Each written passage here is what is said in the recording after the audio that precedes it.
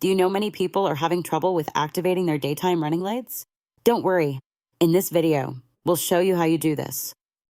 Let's start. Step 1. Start engine. Start the engine and ensure the parking brake is released for automatic activation. Step 2.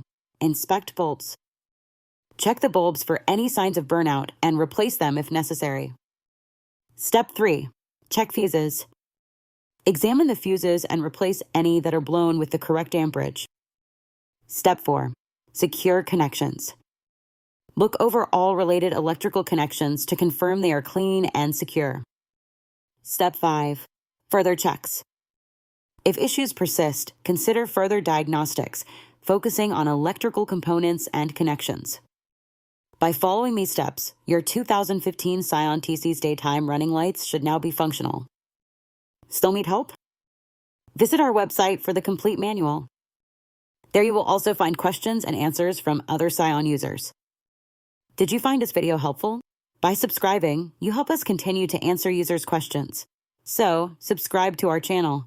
Thanks for watching and see you in the next video.